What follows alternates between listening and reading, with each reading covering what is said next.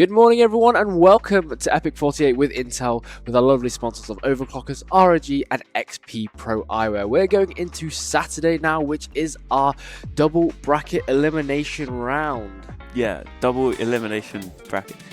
Same way. Just flip some words. But yeah, we are here for the double elim bracket. I mean, it's not too early of a start for the players, luckily. That's the perks of having a few less teams. Maybe we have one less round, but of course we started it yesterday with that first round of the upper bracket. So we've got some teams starting down in that lower bracket today. If they lose one game, that's their tournament over. I mean, we can have a quick look at the bracket here, actually. And as we can see, yesterday, Snoggers, D&D, and Bish Bash Bosh all got knocked down into that lower bracket. So they're just fighting for their tournament lives now. Pretty much, that is very much the case. Being down to the lower bracket, you still have a lifeline, but unfortunately, it will be your final one. So, Hot Damn going into this tournament as the seed number 1, so they do get that bye round from yesterday, so they were able to have themselves a little bit of an earlier night. Yeah, so to speak. I wonder if they actually took the earlier night, because a lot of the time I feel like players get the option for it and then go like, I don't think they did. I don't think they would have done, but maybe they did. Maybe. Hopefully. I mean, that being said, I didn't really see too many of the Hot Damn players around. Nor did I. Maybe they actually had an earlier night. I mean, we'll have to see, because we'll probably be able to tell, because they'll look a bit less tired when they're playing. Yeah. Did you think the VALORANT players were actually responsible for once? I don't believe it. I can't believe it for a second. I don't believe it, but I'm starting to think that might be the case, Jack. Quite possibly. I mean, maybe it's one of those where they realise that, yes, you have the advantage by not playing yesterday. You have that one bye round, but also there is a slight disadvantage because a lot of the teams have already had the chance to play in bracket. They've played a best of 3. They're kind of into the bracket already, whereas for Hot Damn, you can't have a cold start here. You're coming up against a team that's already won a bracket game. They won it 2-0. I believe every single game was a 2-0, in fact. Oh, yes. So you can't really afford to have that cold start and then instantly drop down, because then you've got a team in lowers who's, already played 2 BO3s, it's just come off a win. It's never a good start. No, you are right there, Jack. But that being said, Hot Damn, with the players that they have on that roster, I don't think it's going to be too much of an issue for them at all. Okay, so just to remind you, Hot Damn, they have Luca, Bark, Deck, Naki, as well as Rudy. So pretty stacked team coming into this LAN, and one of the favourites to take EPIC48. Yeah, I mean, 100%. When you look at a roster like that has, a combined 9 LAN wins at EPIC, you can't bet against them really at all. Like, yes, you can have other teams that come in. I mean, we saw it last summer with Aconite. They came in, they beat a team like this, a similar stack, but this time around they've got a bit of a different stack. They've not done as well. They ended up being seed 5, I believe it was, being in that group, that middle group that was all tied up, those 3 teams, and just not having the round differential to get through into the higher seeds. But you look at this game and you kind of almost don't need to look at the seeds now. This is down to the head-to-head, who wins it out. I believe last time they showed up, it was 13-7 between them. So one that wasn't as close as I'm sure Aconite would have liked, but definitely still a possibility. That is very true. That is very true. I still think that Aconite, they've got plenty of fight left into them. We've seen a fair amount of, their gameplay yesterday on stream, and when they performed, they were performing well. Okay, yeah. So there are a fair amount of experienced players on the side of Aconite. However, Daniel, it is his first LAN, so just to remind you, it is his first LAN. So, they played really, really well yesterday, but it'll be interesting to see how they go into today, because, first LAN, very different environment compared to the comfort of your own home. There's a lot more external pressures that you wouldn't take into consideration. Yeah. So trying to adapt to such a drastic environment may, cause Daniel to slip up a little bit here and there. I mean, we saw it in their performance yesterday. They had a really fantastic run in game 3. But then as the game progressed on, they started falling off, and the gameplay started looking a little bit shaky. So that inexperience is really, creeping in, and it is starting to rear its ugly head. But that being said, they are playing fantastically well for their first time here at LAN. Yeah, I feel like we get that a lot where, these players come onto LAN and you're like, can you actually show up on LAN? You've done really well online. Can you do it, in Kettering? Is it possible? But for a lot of them, it's kind of, getting used to that noise of the LAN hall. You can't hear the footsteps as easily as you can at home. There's someone shouting across the room because they've just won a round. So it's something you have to adjust to. But when you've got other players on your team who, have done this before, I mean, you've got Misu, Hayden, and Bubs who were on that Aconite roster that won last summer. They're going to have that experience. They'll be able to help and, guide these younger players and into, being used to LAN a bit quicker. It's a lot easier to adjust if you're in a stack that has people who are experienced than if you are just a whole new stack. You're very much correct there. So yeah, in terms of like new stack, that being said, yeah, Bish Bash Bosh, that'll be another talking point to move on to, right? Because they're a team that are basically coming in with like very, very fresh, like new experience to the LAN itself. And yes, you know, the players, they're good. They are good players. Yeah. But in a LAN setting, they're not performing, you know, as well as they probably hope to, you know, have done. And that's kind of just like the gist with LAN, right? Yeah. You know, Epic LAN, biggest event in the UK. Good opportunity for teams to, you know, and players to, you know, start to make a name for themselves. But you got to start somewhere. Yeah, 100%. And I mean, if you might fumble at your first LAN, but keep committing, and then you'll slowly like improve and get better, and opportunities will, you know, present themselves for you. Yeah, I mean, it's one of those where, you know, as you do more and more lands, it does just become easier. I mean, a team like Pick a Mix of a few players who have, you know, done a couple lands here and there, maybe not been on as good of a stack as they would have wanted, but now they've got a good stack going and, you know, they're feeling quite confident. I mean, they managed a 2-0 last night as well, and I mean, I'll pop down there as well. They're quite a loud team. They're happy to get loud and get excited, and I feel like that's what you want to see from these newer teams on LAN. You know, get that confidence going, get that momentum building, and then just have some fun. Yeah, exactly that. I think fun is one of the biggest things that you need to look out for here at LAN. Yes, you're here for, you know, the competition, and you want to win, but make sure that you enjoy yourself going into it, right? Because if you get too inside your head and get too overly competitive, it's just gonna, you know, tank yourself down. So like mental's another thing that, you know, players are gonna have to take into consideration. But that being said, we can have a look at our veto because we have got our picks and bans going through. So Sunset and Haven are going to be our first two maps, and then Summit are going to be our decider.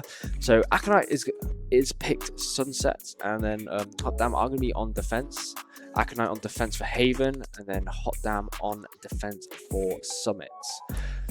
So in terms of the map picks, Jack, how are you feeling with this pool? I'm not super surprised. I feel like the fact that like Haven gets picked on through. Sunset is one that I feel like we don't see picked through as much, but for Aconite, if it's a map you're comfortable on, 100% pick into it. You know, this is the advantage of a best of 3. You can only ban out one map at the start, so you get a guaranteed at least your second best map basically. And then looking forward as well, I mean, of course, Lotus gets floated on through. It's interesting to see that Hot Damn choose to ban out the Lotus in favor of going to Summit. I mean, Summit, the new map. I mean, if you're not used to it, if you haven't had the practice, it's a bit harder to get used to. But I mean, if you're a team like Hot Damn, you probably don't mind too much. I mean, they play together a lot anyway, so they've probably played the map, but also they're just confident to go onto any map. That is very true. I mean, with the amount of veteran experience that Hot Damn have, you know, they're very good. They're going to be very flexible, very, you know, adaptable to, you know, the new map, the way it plays, and the level that these guys play at.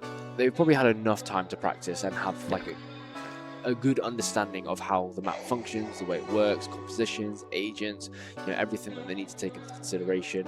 And I think that's one of the big things that will differentiate the good teams from the great teams, especially on Summit, is like how much time have they had to practice. Because like you said, it's a very new map in the grand scheme of, you know, when it was released. So there might be players that might not have had the greatest time learning, understanding the map. So some players in this tournament will be still trying to get grips to how the map functions. And I might have to add, I mean, like with the way the map is situated, it's very, very wide. And in terms of like areas of entry, it's quite narrow and I'd say like direct, because there's not many ways that you can get onto sites. I'd say there's a lot of like choke points. It's hard to get through onto the site, but the issue is as well, there's so many ratty angles in every single spot in the map. I mean, mid alone is one of the like most open but also closed off mids we've seen, where you can hide in these corners behind boxes, but you can also just straight up take the gunfight. And then you look towards site and you're trying to push in. Yes, you've got into that first bit of site, but that's not the bit where you can actually plant. You now need to fight into another bit of site. So it gives these opportunities for teams to go, let's hold this first bit. When you get pushed back a bit too much pressure, you can back off and still fight, and they still can't plant down, which is where you see a lot of these teams try and go a bit faster. But before we even get to that one, we have to get done on Sunset. I mean, we've seen Sunset for a while. Oh yes, Sunset, I personally really enjoy the map. I think community, opinion has slowly started moving towards people enjoying Sunset. People are starting to, appreciate the map for what it is, right? I know before when it was first released, everyone hated it. No one wanted to play on the map. But I think it's just because it's that honeymoon period, trying to get used to the way the map functions, and you're not understanding it. I can understand why people don't enjoy Sunset. I personally have always enjoyed it. Really nice map. And one of the key things about Sunset is that it's a viable deadlock map. Aconite are picking up. So Daniel's picking up the deadlock, which is nice to see. I'm a big deadlock enjoyer, big advocate for her. I feel like deadlock is a good character to pick into. I mean, interestingly, for a second I saw Bob's hovering the veto, and I was like, that will be an interesting one on this map, because we've seen it so many times before. When a team picks into veto, suddenly these plans that you might have got, set up, ready to go, you can't do them. A veto can literally just cancel the util. So it's one where you have to really adapt, but it's not going to get picked through in the end. Opting to go towards the Cypher, bit of a safer option. I mean, almost a mirror comp on both sides. We're expecting to see the Neons, of course. I mean, this is just one of those maps where having that faster rotate, especially through mid, and being able to break the timings into main, it's just perfect. 100%. I do like the choice of the Neons. I feel like even despite all the nerfs, Neon is still an incredibly powerful agent. Yeah. And it's one of these talking points is you've nerfed Neon so many times, but she's still getting picked. And the opportunities to try and pave the way for the other duelists seems to almost not exist at this point. Like if you're not running the Neon, it's going to be very difficult for your team to really initiate an entry onto site. Yeah, it can be a bit like that. I mean, it's one of those where, we see a bit of Yoru being picked on through, but at the end of the day, Neon is just the better option. But one thing you have to watch out for is we're just seeing Luca placing that trip and back site. You can't get over aggressive. If someone, on the other side, like Misu, decides to run on into site, runs all the way through, and Luca's just there waiting, he's going to get caught up. That's a free kill given away. So whilst you can be really aggressive on the Neon, you kind of need to hold it back a little bit and not overcommit on anything.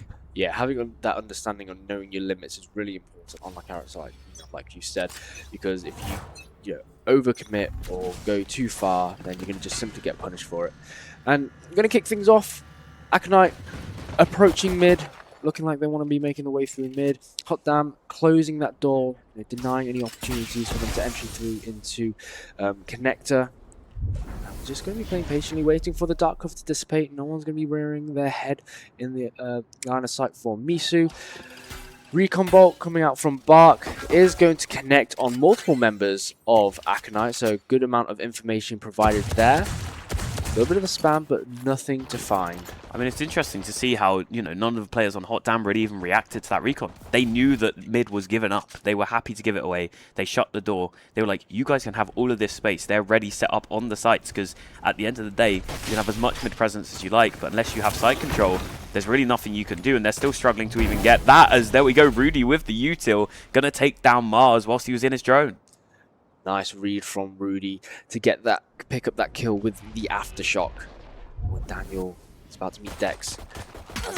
As the smoke dissipates, Misu able to cover fire for them and get the trade. 30 seconds left on the clock. A lot of time has been used just for them to hang around in mid. But now, as time is ticking, they're starting to make their way over to B site. And the members of Hot Damn, they know exactly what's going to be happening. So you can see that Bark is making their way over, getting themselves prepped and ready. Misu getting tagged by the Spike Ham, taking out Bark, but Luca there to take the trade. They haven't got the spike up. He's got to commit to it. Hayden doesn't have time to commit to the spike, and it's all going to be done. Bubs can get as many kills as he can, but no, will fall anyway. But the time just wasn't there. We said about it. You can take this mid presence as much as you like, but at some point you have to go to site, and they left it too late. That they did. Yeah, they spent a little bit too much time hanging around in mid, a bit indecisive in terms of what it is they wanted to commit to, and they kind of just left themselves with too little time to spare, and it cost them the pistol round. I mean, it's just one round. Aconite, they've got plenty more to try and claw back, but it'll be interesting to see how they navigate. So you can see that they're more situated now, more towards A. Hang around A main. Gravnet not going to be finding anyone. Neither is the Recon Bolt. Shock darts going to the side, and look at this that pressure. aftershock as well. It's just covering for Bark to get that ultimate orb, which is really nice to see. It's really nice to see the coordination from the players from Hot Damn, working very much in sync to cover the backs of each other, just so like they're not necessarily going to be, finding any advantages to eliminate Aconite, but they just want to build up, and get those resources to help their team come out on top slowly but surely. Yeah, I mean, you saw that drone from Mars as well, unable to spot anything out. You had the one player from Hot Damn all the way deep there, Deck, just hiding around, but not getting spotted out. Misu, though, a great swing through, will land the shot onto Naki. Takes out the same on the other side as Deck, though, swings on through, gets two already. Spots out a third, but will get taken down by Daniel. Maybe committing a little bit too much there as Bark. Only the Stinger in hand cannot take these fights at long range, and it will force the backup from both sides as Aconite gets spotted out by that recon dart. Valiant effort there from Dex. Managed to pick up two, not able to quite find the third, and allowed Aconite to take a small advantage. Right, going into this buy round for Hot Damn, you ideally don't want to be losing that many members. So Aconite being able to take out two so far is incredibly powerful. Luca finding one, fault line coming through, going to be able to stun multiple members, flashlight coming out, finding the second, and they just clean it up. And that's exactly how they wanted to do it. Nice, swift, easy execution. Hot Damn 2-0 up. I mean, at the same time as well, we said it was like swift, but they also waited for the team to be ready. We didn't get players overcommitting. I mean, Luca in that position had a Spectre in hand. He knew the players on the other side only had pistols, but still doesn't overcommit. Waits for the team to come on through, waits for that flash com over from Rudy, and then swings on through. And it's teamwork like that that gets you over the line. It means you're not overcommitting, not giving away guns for free. Because, I mean, that's how we see a lot of teams, fumble easy rounds. 100%. Would definitely agree with you there, Jack. You could just see in like Hot Damn's gameplay, they have a good understanding on how they need to be playing and how patient they should be coordinating as a team, and it worked out really, really well for them. They've been doing that for the last two rounds. Going into round number 3 into the conversion round, ideally we should be seeing Aconite be taking this round, like theoretically speaking. Misu picking up the ultimate orb, 2 pips off from getting the overdrive, so if they find 2 more eliminations in this round, they'll have it up and ready, and whether they want to expend it is entirely up to them. In terms of, if they should, for a round like this, they're much better off saving it, saving those resources. But, I'm not the one playing. These guys have their own ideas, they have their own thoughts and plans that they want to execute, so we'll have to see what they do. I mean, yeah, you're saying about it, Misu will probably want to hold on to that until one of those rounds where either they've lost a lot of money, they don't have any way to buy into it, or there's a perfect play that they've got set up ready. Maybe a trap play, maybe something like that. But this time we're going to see them go towards A. It's going to be the blind from Hayden. Won't connect onto anyone just yet, so Aconite going to have to fight forward. No clue where any of these players are, but the rotation has already been called over a bit for Hot Damn. They've got 3 players here. Naki's on the front line, managing to find one already with that Vandal in hand. Just backs up below the box. Doesn't want to try and take these fights too early, but ready to go. Well, let's see him probably slide on through, but no, Mars is there to take him out instead. Brings the numbers even as Rudy gets to trade. Only 13 seconds left on the clock, though. The spike needs to be planted down now, and it's just stuck in the middle of nowhere. They have no way into this. Hot Damn just spamming through the cage. And Aconite, the time is ticking down. Nothing more you can do, and that's going to be the round. Valiant effort from Aconite. Just, again, I think how much time they're spending deciding on what it is they want to do. They need to be quicker on their initiation and on their engagement, because if they were, I'd say, 5 seconds quicker getting onto A site and executing a little bit faster, they would have had an opportunity to plant that spike, but unfortunately, wasting a little bit of time, and it is costing them round. But that being said, Hot Damn, they are giving good reads, right? As they were rotating, Aconite was rotating over to A, Hot Damn had that fast read, and they were able to, stop them in their tracks. So going into this round, Aconite, they did lose on their full buy, so the inventory is worse for wear compared to what Hot Damn are rocking right now. I mean, Naki as well on that Outlaw, great damaging weapon, and on the other side, all but one have light shield. Every single one of those is a one-tap to that gun, and I mean, in the hands of Naki, we've seen what he can do in the past. It's a dangerous weapon to have, and they're going to be running straight into it. Naki on the other side will spot out Bubs. Bubs forced the back one up as that drone will reveal his location, as the flash there from Rudy as well, but they don't commit to it. Hot Damn know there's so many players on the other side. That they do. So good stuff from Aconite, Hot Damn, sorry, to just stop the momentum, you know, forcing Aconite to rethink their strategy. And now you can see that they've forced them and made the move into mid. Overdrive is going to get popped. There is no one around, so just going to be running around, taking the scenic route. Miso is sprinting over on to B side, but it's just going to get clocked in the head by Luca. Miso getting drove by them for themselves. Mars running on in, going to get tagged by the spy cam running through the trap wire. 30 seconds. They are just having to just try and get that spike planted. They are just going to get tagged and pinged. Rudy not able to rotate fast enough to get that aftershock off, but now this is going to be a scrappy fight. The wall is up, so it is going to buy Aconite a little bit of time on the spike, forcing, you know, the pressure to mount onto Hot Damn. Bark spraying through the smoke, manages to find Bubs.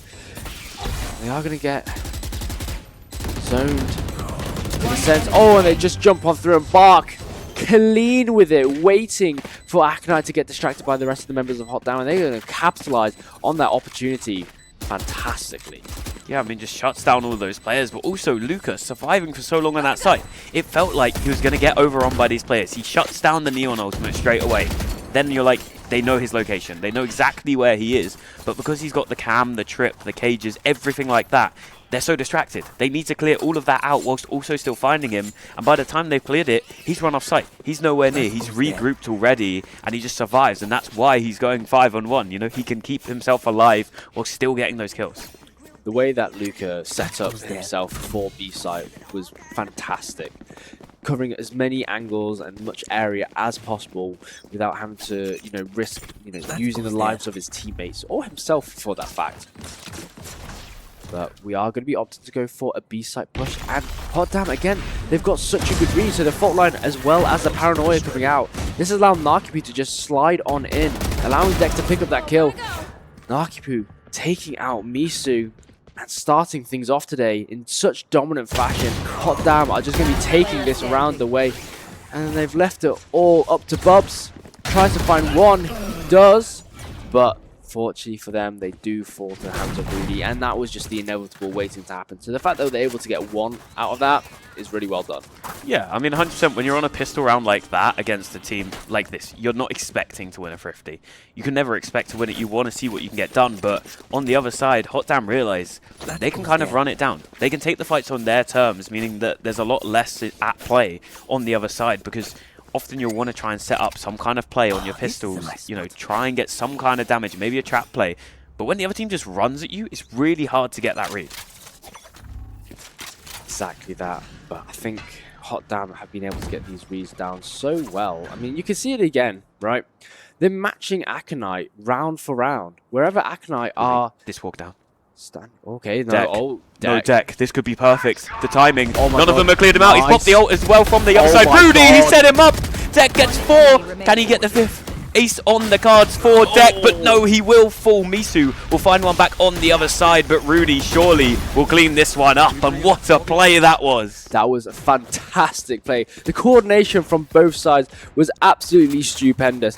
Dex getting themselves into such a valuable position as well, not getting caught out by any members from Aconite, and then Rudy just right there and waiting with the Rolling Thunder. That was really, really well played and incredibly patient as well, because Dex could have just let that trigger rip. Oh, yeah. He saw one player straight away and then realized, hang on, there might be more here. Calls over for Rudy to pop that ult. He pops it on through, gets that guaranteed kill, swings on through, and they're all just lined up. Stunned, lined up. They're just sitting ducks for him. It's just another day in the office for Dex. Yeah, I'm sure we'll see that one on Twitter later, as Miso going to get stunned up and backed up on the A site for now. Still wants to try and push on forward, as got the backing from the team. You got the one player in mid, in Bubs, just trying to find some kind of, you know, info, see if any players cross on over. But at the moment, Hot Damn not biting on it, as they're just going to back on up for now. Ready to rotate over with the team. The rotation is called, as the Omen will be there to back up the team. But for Aconite, it's looking like they want to go towards mid instead. You can see that Narkipu has managed to creep on over through to mid and has now situated themselves hiding behind boxes. Don't think they're going to get spotted by that owl drone. This is so risky. So no one knows where they are. And that's a free kill over onto Miso. And using, you know, those legs to just dash on in the high gear to take the safety of cover into the connector. It's putting Aconite at a disadvantaged situation. And oh, Dex nearly managed to find Hayden, but Mars was there to cover for them. So Dex not able to find the rewards that they found last round, but Narkipu is very much going to be able to reap the rewards for themselves. Bark taking out Daniel on the flank, holding that, who was holding that lurk, and now all of a sudden the members of Aconite are slowly getting boxed in. If Luca decides, they could look to wrap around and try and box the members of Aconite in the center of the map, but they are just going to be going for the save. That's a good call for Aconite, because with how many rounds they've been losing, they don't want to be putting themselves at any more of their deficit than they already are at. I mean, also the way that round was basically the Naki show. That's all it was, and there we go. He cleans up another as well, and all the players will fall. The save doesn't come through, and when you've got Naki with a sniper able to hit those shots, he doesn't need to be on a jet. He doesn't need to be on a chamber, on the neon, aggressive opping in your face. He runs down mid, sits behind a crate, and still wins the fight and gets out with minimal damage. And it's when a player has that confidence, you really have to be careful, because he could be playing anywhere. Exactly that.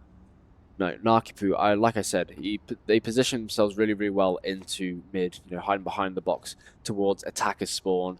No, they weren't spotted by the Aldrin, which was a critical mistake that Aconite weren't able to pick up on, and that cost them, well, Miso's life, as well as essentially the rest of the round, because once Miso got picked off, they don't really have anyone on the side of Aconite to further initiate. Yes, they got the Aldrin, but when you've used that in contention with Miso to move on in, and that's gone, there's really nothing that they can do. So their options to push in are either use yourself or just wait.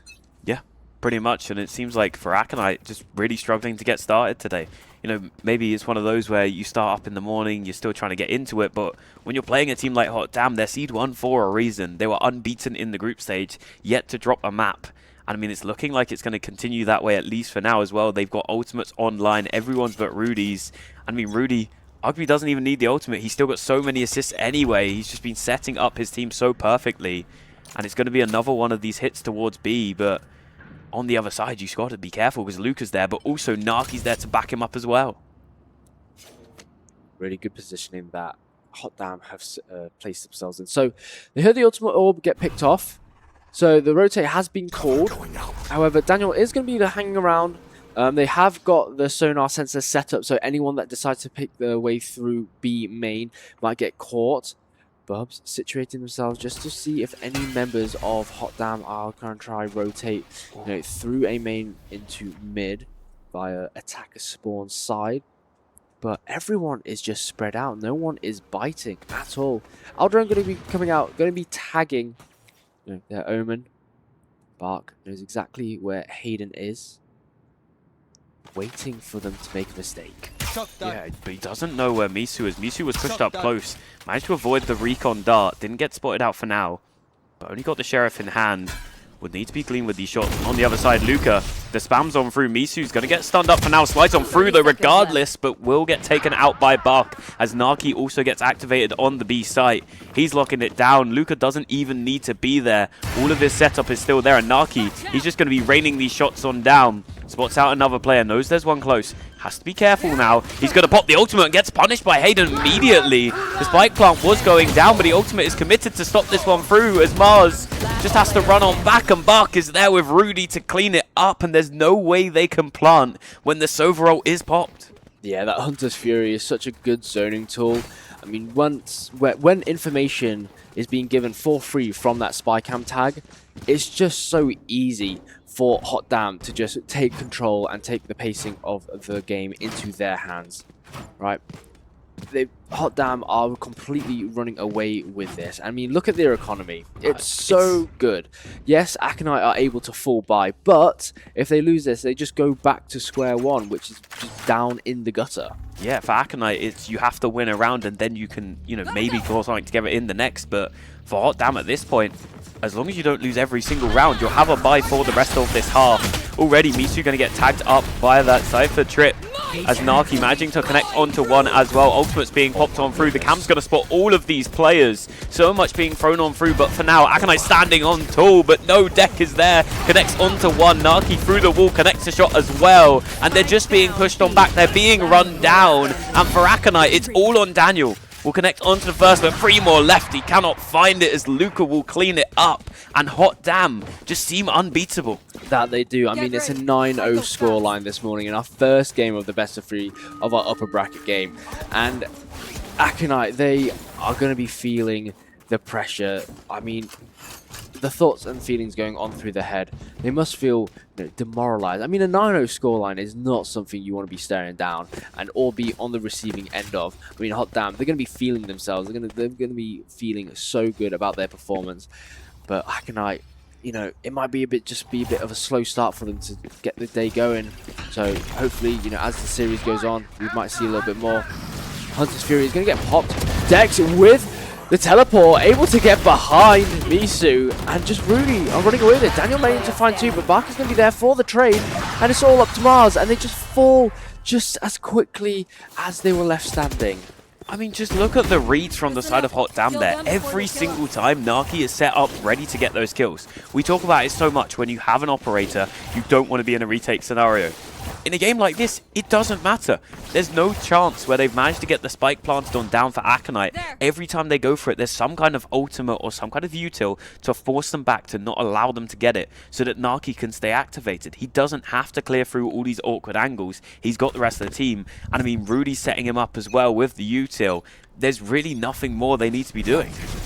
I think one of the biggest things that provide the success for Hot Damn is Rudy himself. Just being on that breach, I think has been able to provide so much value, and this Rolling Thunder has just completely halted Aconite. You could see, Aftershock, zoning them out. Rudy, he's just got all the tools to just stop any momentum from Aconite from being taken. So Misu's going to run on through. Rudy is going to find Bubs through the chaos. Misu's going to get stunned by the relay ball, trying to dash on through. Not going to be finding anything, but Rudy's going to be picking up 3 for themselves. Daniel finding 2, able to pick up the slack for Aconite, but they're just going to be falling.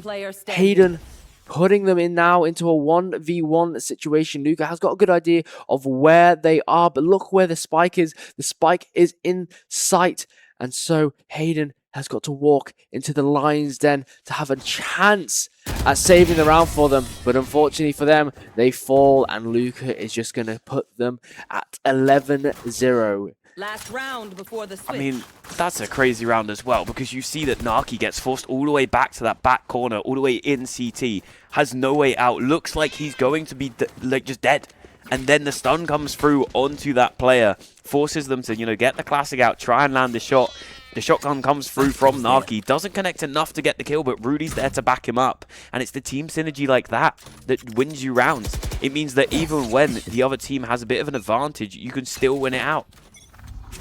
Hot Damn are just an overwhelming force right now, and Aconite have 0 answers to any of their plays here on Sunset. They're trying to rush on through. They're trying to they're just trying to brute force their way onto site, and it's not working because the members of Hot Damn, they're ready, they're waiting. Yes, Hayden's been able to pick up 2. Can they pick up a 3rd? No, they can't. The Neural Theft is coming out, but Bark is just going to spray transfer right onto Bubs, and it's going to be a 12-0 scoreline for this first half. Are we going to be seeing a 13-0 to kickstart the day here at EPIC48 with Intel Jack? I mean, it feels like you kind of can't doubt them at this point, because even when it feels like, you run into Naki, you manage to win that fight, you run into Rudy, you win that fight, and then you got a player like Bark just sitting there ready. He just spams through, gets both of those kills, and when you've got that many players you have to watch out for, it's not like let's focus on this player. When we take out this player, we've got the go button, we can go. It seems like every single time these rotates are on point, they're ready to go. And I mean, when we swap over to this attack side, Hot Damn have to win 1 round. Yes, it could be this pistol, but if they don't win this pistol, they've got plenty of buy rounds. They've got the whole rest of this half, but I'm sure they'll want to close this out in 13-0 fashion, if possible, just to have that perfect scoreline on their record. That would be much the case there, Jack. You see where Aconite are trying to get themselves set up. They're trying to situate themselves more into mid and try and funnel their way through and box in Oh, damn, but they're opting to, you know, rotate back around and just convene and just meet each other head on. You can see that Daniel rotated all the way from B site, and we're looking at a bit of a 5v5 clash. I mean, with the pistol round, that's to be expected. Hot Damn situating themselves so they kind of split. Rudy has got the spike in hand, just going to be setting up that fault line. Dex prepped and ready with that paranoia, able to find 3 members. So Misu is going to take things off and take down Nakapi, but Dex is going to take 2 for themselves. It's going to get traded out. It's a fantastic start for Hot Damn, but one enemy remaining. And we're looking at a 13-0 scoreline here, Jack. It's all up to Hayden. He's got a classic in hand, and he's staring down, Sheriff, and he's staring down 2 members of Hot Damn. So this is going to be an uphill battle. And with that spike planted, the options are starting to wane. Only 2 bullets, has to go for the reload, spots out the players but cannot find the kills. Hot Damn, a 13-0 to start off their bracket run. Getting that buy in the first round, we questioned, will they have the momentum? But they've just built it in that game alone. That they have. Hot Damn are going to be going into game number 2 swinging, and you know, a 13-0 scoreline to start the day, it's not a good feeling. And so, you know, Aconite, they're going to be feeling a little demoralized. So they've got a little break now to, you know, take the time to reevaluate their game plan, think about what it is they need to work on in order to find the cracks within Hot Damn, because in that game they were flawless. There was no weakness being shown in anything that Hot Damn was doing, and Aconite just were getting completely overrun. Yeah, I feel like you say find the cracks, but there really weren't any at all. So I feel like if you're on the side of Aconite now, you kind of just have to write off that first game. You just have to go, that game happened, let's not even think about that, we'll look at that later. Let's lock in ready for this Haven map, because it is a different map. It is, you know, one of those where it's quite different. It's got 3 sites, you've got a bit more stuff you can play with, especially when you're on that attack side. It was a bit weak, but also it means that we actually haven't seen them really have a chance to have a defense side. So it'll be one where we get to that map and finally they'll get that opportunity to have a go. Maybe if they start on that defense side, it's a bit easier for them, but at the moment, it's kind of hard to bet against Hot Damn when they're looking that good. Oh, 100%. I would not be surprised if we're going to be seeing a 2-0 scoreline for Hot Damn this morning, with just based on that performance, because that was fantastic. They were so coordinated, and they do look like an unstoppable team. Yeah, I mean, when a team comes out of group stage flawless, you often go, you know, that's good, but let's see what you're like in bracket. When you start bracket going 13-0, at that point you can't question anything. No, exactly. There's just no opportunity in. I mean, that's going to be all from us for map 1. We're going to be back with map 2 over on Haven. We'll have to see if Aconite can fight back, or if Hot Damn maybe go for the back-to-back 13-0. You never know what can happen, but we'll see you guys shortly. Intel Core Ultra Series 3 is great for gaming. And? So thin, but you can get it with gaming class graphics. And? Game, stream, and record all at the same time. And? Capture your next win, share it, become internet famous.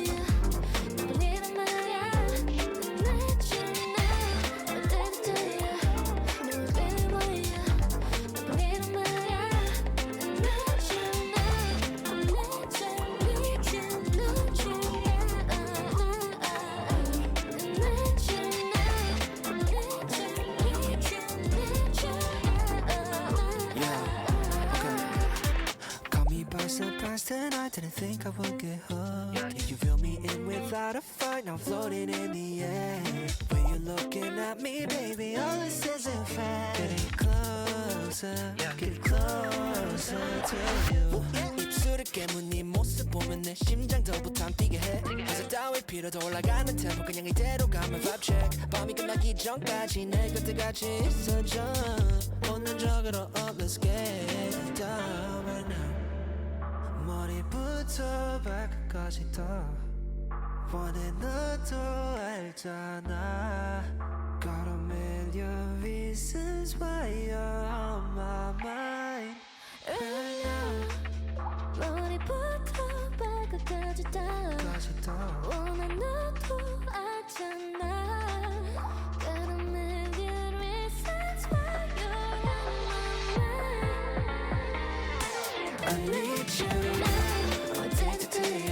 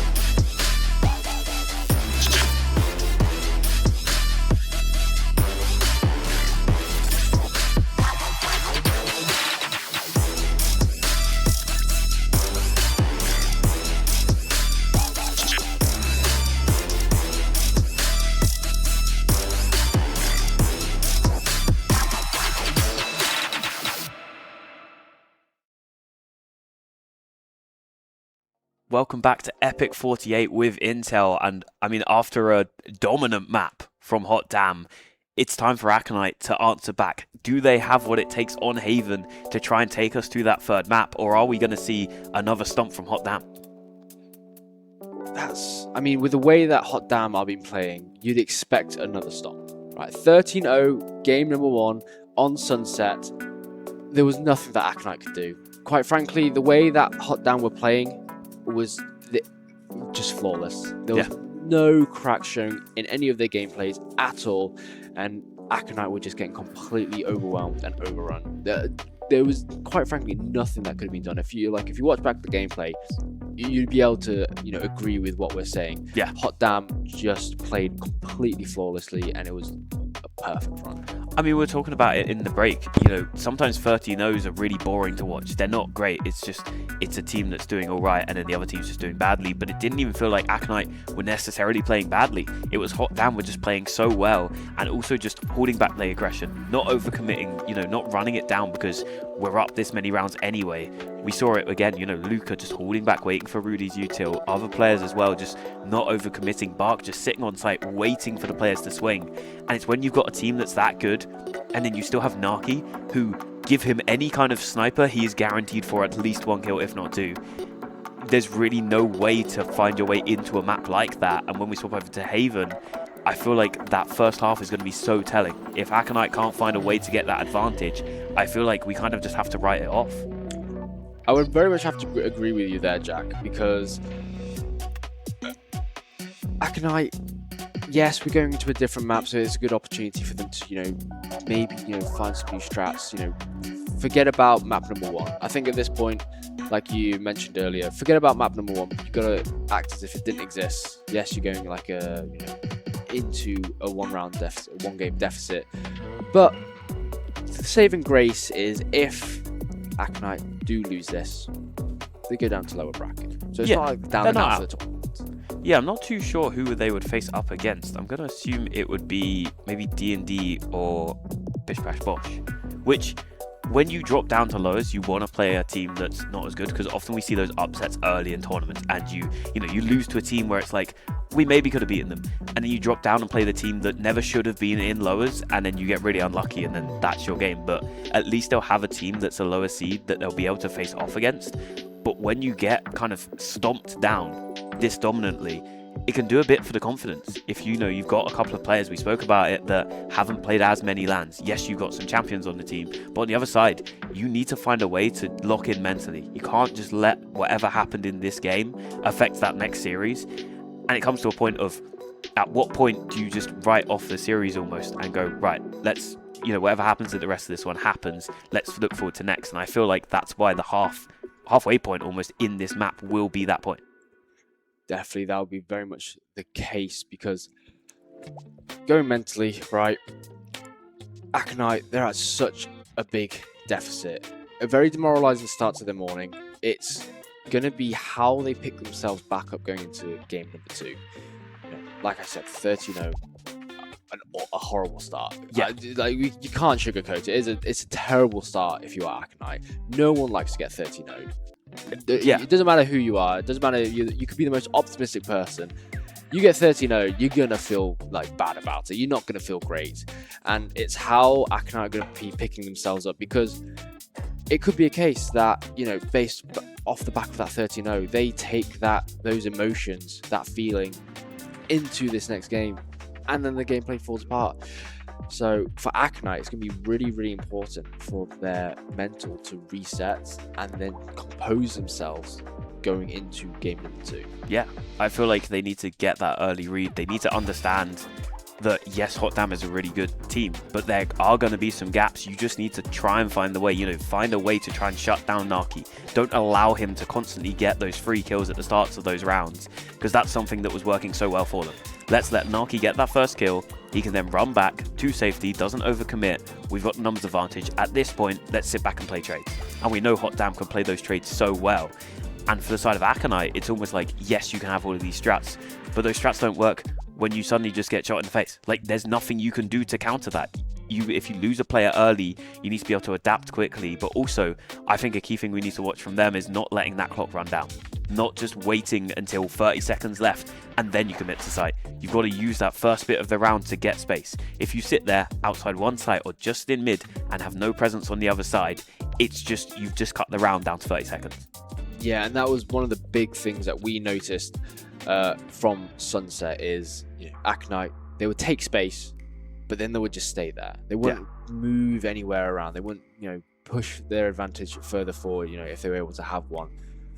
But, Hot Damn, they are so good at covering for each other's backs, really good at covering angles, and that's something that Aconite are going to have to try and step up on, because, from what I've noticed and reflecting back on last game, Hot Damn, they were really good at spreading themselves out, covering, key angles, whereas Aconite, they were more funneling themselves into a specific area and trying to just force their way through, and it never really worked. Yeah, 100%, but I mean, we also didn't get to see too much of what Hot Damn were doing on attack, so maybe, with them going onto the attack side, they won't be as confident. But I mean, I'm just looking across and I'm seeing, yes, you've got the Chamber on the Sentinel, but you've not got the Cypher on the other side, which you can leave to solo lockdown sites. I mean, when you've got a player like Luca, you can kind of just say to him, you cover this site solo, we know you've got this and you'll back up when you need to.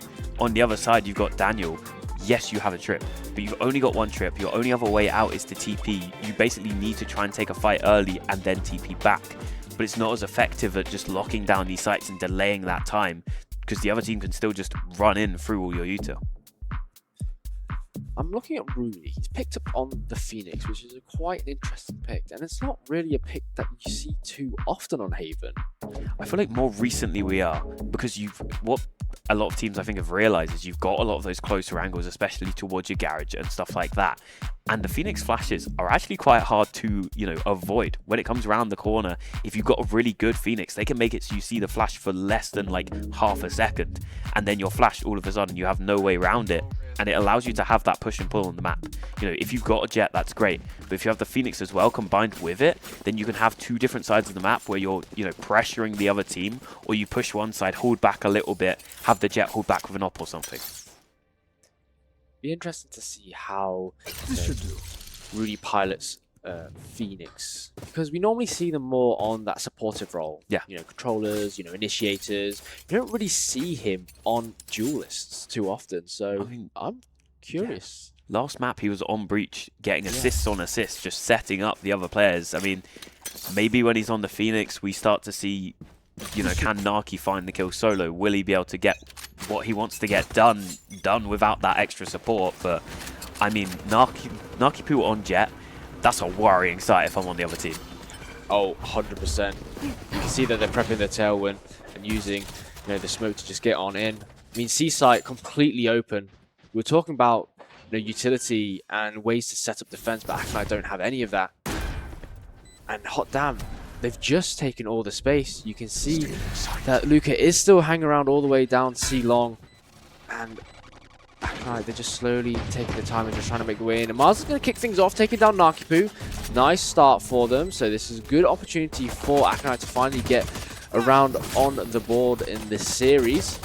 Ooh, Misu exchanging a few blows, but Rudy and Bark are going to be finding 2 for themselves, and all of a sudden the advantage that Aconite had has completely dissipated. Hayden finding Dex with that bandit, and Bubs is trying to cover fire. No way. And this is they might be able to actually save it.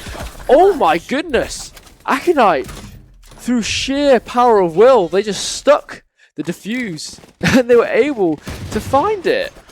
I don't know how Mars has got away with it as well. The spams were through on the smoke. He gets dropped just after he gets that defuse. So it's one of those heads-up plays where, you know, get someone on the spike early. Force that time pressure on the other side, because when the smoke is there, Hot Damn have to push on in. When you've got that extra player who can delay that push, force them to have to just go for the spams instead, it means you can get some of those rounds where you just about win them out. That's a really, really fortunate turn of events for Aconite. Trading duelist for duelist. Okay. Outlaw for outlaw. Dex getting themselves prepped and ready in the dark cover in garage. Bobs is approaching. You can see that Dex isn't moving any further because, you know, with that shorty, they don't want to be overcommitting. But you can see that they're so close to just brushing each other. They're basically breathing down each other's throats at this point with how close they are getting. Aconite, they've got everything to play for. They have the weaponry advantage, so they just need to sit and wait for Hot Damn to make a mistake. But look at where they are. Other than Dex, who is so far up in garage, everyone else is hanging back in courtyard. This is one of the most nerve-wracking things to see, because there we go, Deck. He's going to swing on through. He's going to realize there is a player on the other side, and Bubs now knows that Deck is just going to be sitting there. Oh no, he doesn't. He turns around, Deck. The timing, he's got it. No! Oh, just about. I thought for a second there he was going to lose that one out, but no, that's going to be the site control as well on the B site. But Mars is still there, managing to connect onto the first. The spike will be planted down for now, but Aconite are here, ready to fight back in. The numbers are even. Deck has managed to recover that Guardian, so that'll be a bit of extra weaponry to help them out on this retake. He's trying to stop these players. The blind sent on through. Can he connect the shots? No. Deck falls as Mars connects with that Outlaw. As Bark's going to get forced all the way back. They're going to be playing towards B main. Trying to hold down the window. Positioning. Misu whiffs the shot, so Luca finds the kill. Bark running on forward. Mars is so weak as well. It's all left onto Daniel. No bullets left in the gun. He gets one. One bullet left remaining. Luca, though, what a headshot that is with the Sheriff. Managing to win out that round after fumbling the pistol. They managed to convert the second. That's not a round Aconite want to be losing. Hot damn, they actually managed to pull that one out of the bag, and quite surprisingly so. Deck played that round so patiently, you know, hanging around in garage with the shorty, because it could have gone either way. You know, it is unfortunate that Bubs looked away at the wrong time. They went and took refuge into the dark cover from Dex, and that did cost them. And quite frankly, that should not have been around Hot Damn should have won. But, you know, that's the way the cookie crumbles. The run it back, getting popped from Rudy. Luca holding in window, playing so patiently, and is being able to capitalize onto it. Rudy able to find a good amount of information from the run it back. Luca not moving an inch, but Daniel is keeping the angle covered, but not quite well enough. Bubs is able to find the trade, but again, Look at the area coverage that Hot Damn have been able to get for themselves. I mean, they're full garage control. There's really no way in for the side of Aconite. Bubs still going to have to attempt this. Managed to recover the Guardian. Going to have to push on in. But Naki's on the other side waiting and connects the shots as well. One player left and Hayden will fall. All down onto Mars. Only the classic. And Dex just watching it. They were ready for it. That full garage control. And it's where Aconite choose to go for their retake as well. We're having a bit of a repeat in performance from last game. Yes, Aconite have been able to get around on the board, but that was just through a series of fortunate events for them. But again, Hot Damn, they are looking really, really good. Aside from that blunder in round number 1, the way that they're playing, the area coverage, their patience, their tempo, it's throwing Aconite through a loop, and they're not able to, you know, overcome it. And it's showing in the scoreline as well. Yeah, 100%. We're going to see Misu try and get a bit aggressive down A with the support of the server as well. Recon dart sent on through. Not going to spot any players early. And that smoke is just going to allow Misu to just kind of sit back, knowing that no players have got through. But Buck on the other side waiting, ready to just punish if anyone chooses to push any further. But for now, Hot Damn willing to give up that bit of space as the Jet will just start to explore towards Garage, maybe trying to find a bit of C space. I like how Aconite are getting themselves set up. They've got coverage from sewers as well as long. They have got, you know, Mars, you know, covering for, you know, B sites, and they have got the, you know, Omen, Bubs as well as Daniel over on C site. You know, just trying to get a bit of a, you know, defensive play and just spreading themselves out, trying not to overcommit. But the read is going to be coming through now. They're going to be calling for that rotate. You know, noise has been made over into Garage, and Daniel is going to be spotting the arm of Bark. But they are going to be falling into the hands of Rudy. The Hunter's Fury coming out. Bubs on the lonesome in the back of sight. Not going to get tagged. Don't need to worry about getting caught, but they're going to have to worry about that neural theft coming out. So all the information has been given. And oh my goodness, Bubs having to run for the hills, but he's going to get caught in the crossfire for their troubles. And that neural theft and Hunter's Fury combination is so deadly. Aconite having to be forced away. Hayden finding a great curveball onto Naki, but going to get traded by Dex. Odin in hand from Mars, but they are going to be falling. Misu finding one, finding two. What a flick! And in a 1v2, what a 1v1 situation. Surely Misu not. Going absolutely sicko mode, sliding on in, getting the drive-by, they get the read.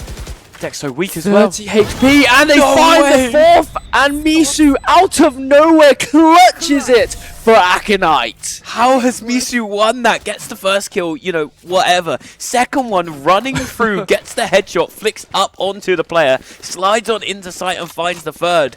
And then at that point is a 1v1, he suddenly has the advantage. The only thing he doesn't know is where the player's coming from, but gets the half through.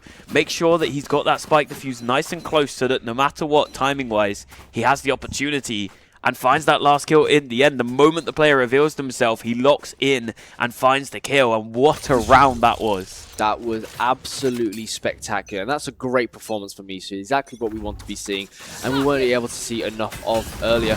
Oh, they're running on in. They're just running straight into fire. Mars able to find one, but Hot Damn are going to be picking up two for their troubles. Hayden able to get the trade. Nice use of the curveball to flash onto Luca, but you can see the Narkipu's got the wraparound. Is going to be able to take them out, and it's a 2v2 situation now.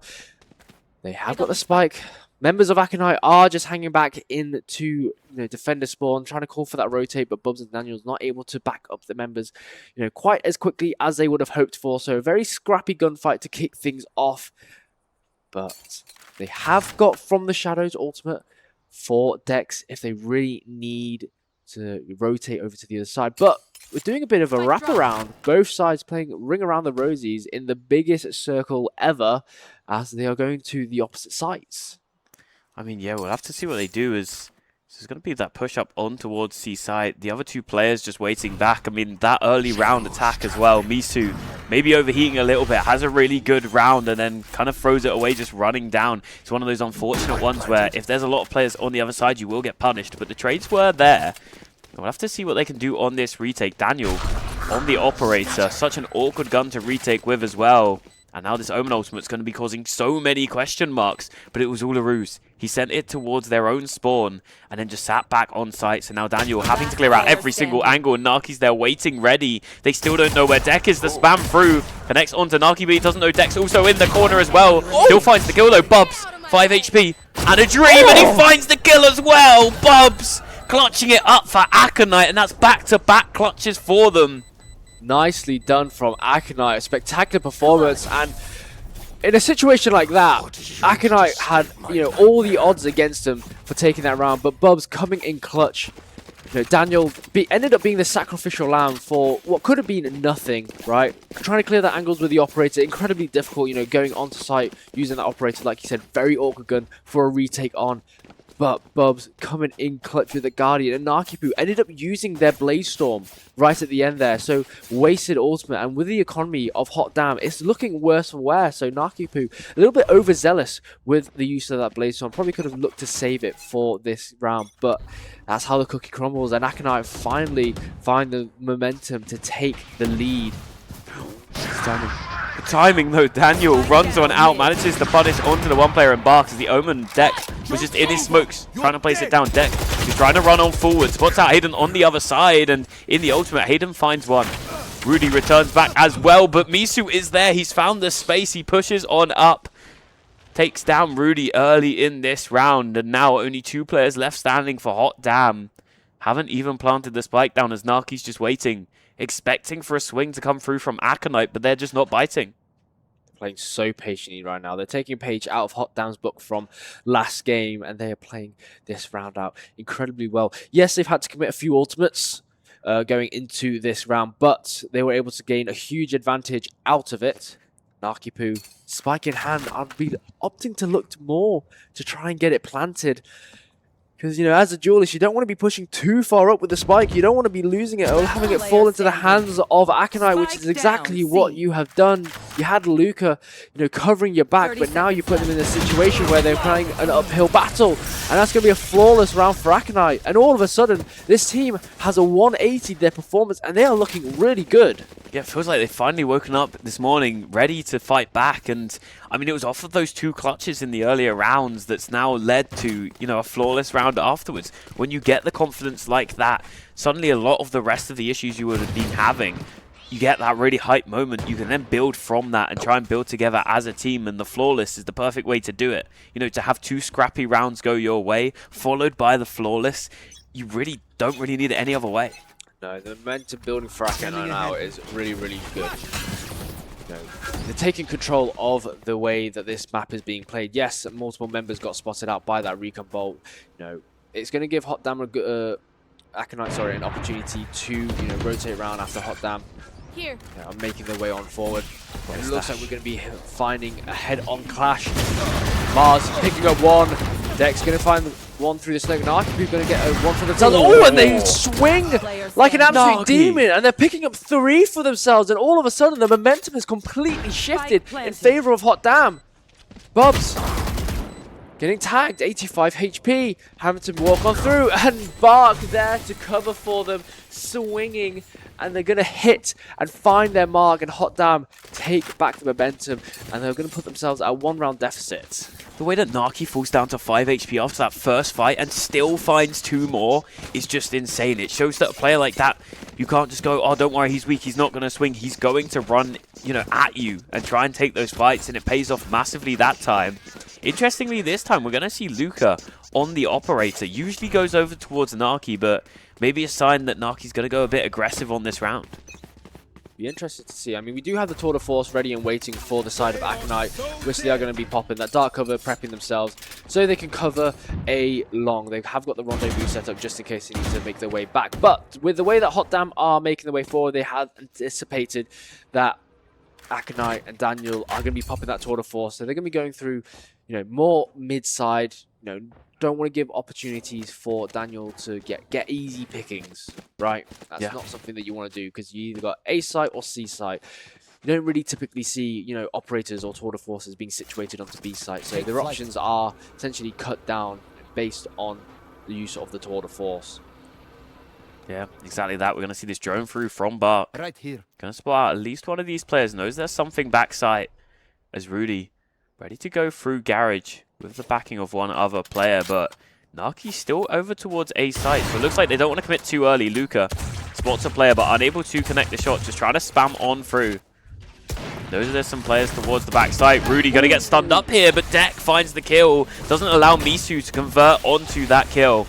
As Hayden, little gap in the wall here, could have a spam through, but Rudy's found the kill so far. Hayden finds one, spams onto the second as well. There's 2 more players weak in front of him. He's got the flash on through. Naki just has to wait, bide his time. Finally gets the trade onto Hayden, but not before he gets free. And now it's a 2-on-2 retake. Aconite. Time ticking down. Hot Damn will get the spike down. Daniel there with the operator. The dink through from Naki. That's a lot of damage. Going to force him back.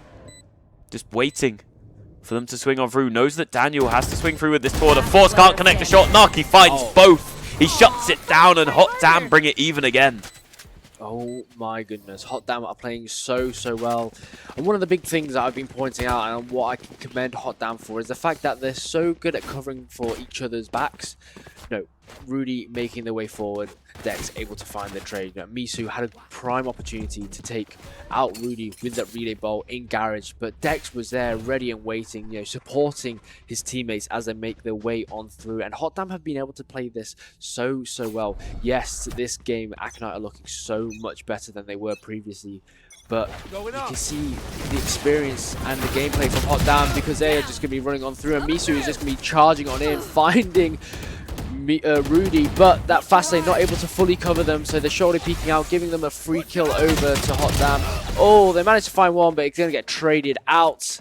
So it's a 2 versus 3, but Hot Damn, with how well they play, they're just going to equalize the numbers, and they're going to get this spike planted down, and with that, the Hunter's Fury is going to get popped. So Bark, if they make their way down Zilong, they're going to have a good opportunity to cover so much area, and that's exactly what they are going to be aiming to do. Yeah, they're going to play it all the way from long, knowing they don't need to hold these close positionings. Makes it so much easier. You only have to hold for one angle, and it means that from the side of Aconite, they have to commit a player. They need to realize soon that this is going to be what the play is for the side of Hot Damn. The tap on through, gets the early tap.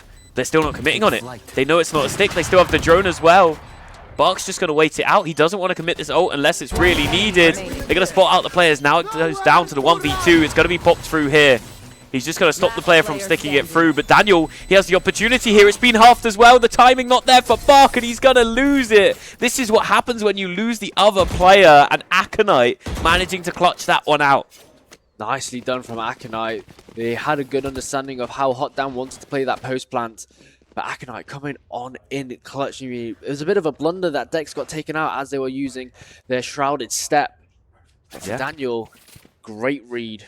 And they're able to cover for their teammates. And honestly, the fact that they were able to get the spike halved, was massive. Yeah, I mean, also that as well, with Daniel not being at all damaged in that round. If he'd even taken half damage and been below 80 HP, he would have fallen there. But it doesn't matter. He's got that full health. He can just commit to that spike. And it's what wins them the round in the end. Hot Damn going for a very aggressive push over onto B-side. Rendezvous getting taken out. Run it back. It's going to get popped by Rudy. Trapwire going to get set up. So it's going to be forcing them to break it down, and Rudy just sprinting on in through Garage. He's going to take out Daniel, and Nakipu as well in the window of Garage, taking out Bugs. Bugs completely unawares. Neural Theft is going to be finding all that information, and look at this little funnel that we are finding ourselves in B-Link. Oh, they're just going to be running on in. Hayden manages to find Rudy in the fray, taken out of the run it back. Misu sliding on in, trying to find a drive, but not able to. And look at the deck! He's managed to find the flank, and Mars is on such low HP, he's just going to get breathed on. Can they find a third? Yes, they can! And Dex, a one-man army, clutching it up for Hot Damn. And they are starting to run away with this momentum. The scoreline might not show it, but Hot Damn are starting to feel themselves. Yeah, they're starting to heat up, and I mean, when Deck is managing to get those flanks activated, we saw it last map, it's just unfair. Deck on the flank, they have no idea he was there. He gets the first for a second. I thought he fumbled by not going for that second kill, but he does eventually get it, and then finds the third as well, just able to connect the shots. And it's rounds like that where Hot Damn, that looks so confident. It looked like they had the perfect reads, and they just locked down the round. No opportunity back in for Aconite. And looking into this round, it looks like it's going to be towards A for Hot Damn. That it is. They're just going to wait out for the recon bolts. Using that curveball, just trying to clear their angles, just in case any members of Aconite decide to push up like Miso. But Miso pushing up through mid. That goes there. They have got Sheriff in hand. Luca is there, ready and waiting. Once this trap cage has gone down, they've got a tripwire to deal with. So very difficult for Misu to make the way forward, so it's going to be broken down. So they are going to have to be making the way forward. Hayden going to be taken out along with Bars and Bubs in quick succession. And when 5 members of Hot Damn are taking full coverage of site, leaving only 2 to Aconite, it's very difficult. Bark, they know exactly what they're doing. Oh, but Misu finds Spike one, planted. and the spike has been planted. Bark messing around a little bit, but they're going to be able to find Misu for their troubles. Daniel using the headhunter, you know, the way it's intended. But that gap in the wall is going to be more than enough for Bark to pick up a 3 for themselves. And Hot Damn have taken the round lead. In the half. I mean, Barks just started to run it down on that round. I mean, he knew he could win those fights out. I mean, opts to throw the spike over to a teammate, let them get closer to their ultimate. I believe it got deck his, but I mean, in the end, Bark maybe should have kept it. He might have his ult online if he can have another good round like that. But in the last round of the half, it's looking like the ultimates are in favor of Aconite for this one, but on the defense side, Mars needs to find a good time to pop this. Probably looking to be when Hot Damn will go to plant spike. Mars is going to have to try and provide some cover fire with that Odin, trying to just stop the attack coming in on through. But you can see the way that Hot Damn are situated, they're kind of just playing more towards the main entrances of the sites, just trying to get a feel. Oh, but Dex pops the shoulder out. Oh, it's going to get taken out. Good patience from Daniel not to fire initially, waiting for a bit more of the body to peek out just to secure that kill. So Dex taking out a lot of utility from that Dark Cover Shadow Step, as well as the From the Shadows ultimate has been eliminated for the side of Hot Damn. But going to be taking out that trademark, making the way on through into window of Garage. Bubs is anticipating there is at least someone there, keeping an eye on that angle as they take refuge more towards defender spawn. But you can see the way that Hot Damn are situated. Multiple members are hanging around over onto A, so with how open it is, they are cleared back up. You have got Bark still hanging around in Garage, waiting for that flank. They've got themselves in such a fantastic position. So once that spike gets down, the rotate is going to be 30 called, seconds left. and Bark is going to have easy pickings. But also, Mars has the ultimate available. There we go. It's going to get popped on through. With only 25 seconds left on the clock, they can't plant the spike just yet. They still need to get this planted down in time. Rudy will now get the plant on through. Just enough time. And there we go. I was hoping maybe Aconite could send some players in earlier, but this wrap through B could be the perfect position. Again, no Barks found more. Again and again, he's just in the backlines, just fighting forward. They need to commit a player to watch this. They've just given up caring. Bark are going to find a second as well. Finally gets traded back by Mars on the other side, but the fight's on site going the way of Aconite, and Aconite managed to win that one out and will end this half even. The way Aconite were able to scramble the way to get that round was fantastic, to say the least. Bark had such a great position flanking around. I think just a little bit too overzealous going for that initial kill. I think they could have probably opted to wait a little bit more, trying to just capitalize and find more food for them to feast on. But Aconite able to come out on top. Mars deadly with that Odin. The amount of coverage fire that the Odin can provide just allowed Aconite to come out on top, because they were able to find a few stray kills from it. Yeah, I mean, it was a great play in the end, but yeah, for Aconite to manage to convert that round. Yeah. I was watching it and I was like, I don't know how this has happened, but for Hot Damn now, you're back on that defense side. I mean, we saw it last map. They were able to just lock it down and be flawless here. So for Aconite, I mean, a pistol round would be extremely beneficial for you. Guarantees that at least one round. I was going to say 2, but we've seen what Hot Damn have done before. They can convert these rounds back on the other side, but Bark already finding that first kill. Naki spots out at least one player outside of Garage, but doesn't want to overcommit to it. Waits until he's got the backing of Rudy as well. Sends the flash on through. Just trying to take down Misu, but Misu and Hayden will get both. Will take down both of these players. Bark will find one, but the numbers stay even for now. That it does, Jack. That it does. And with that exchange, members of Aconite are slowly just playing patiently. Dex is in a really good position here at the top of sewers, just waiting for any members of Aconite to make their way through. Oh, good patience, good play. Deck. No one has checked the angles, and Dex has just got free reign to take out the members of Aconite. Spike has fallen, but that's just bought Hot Damn enough time to rotate over onto A. And you can see that Luca is also on the flank. Are they going to anticipate it? No, they are not.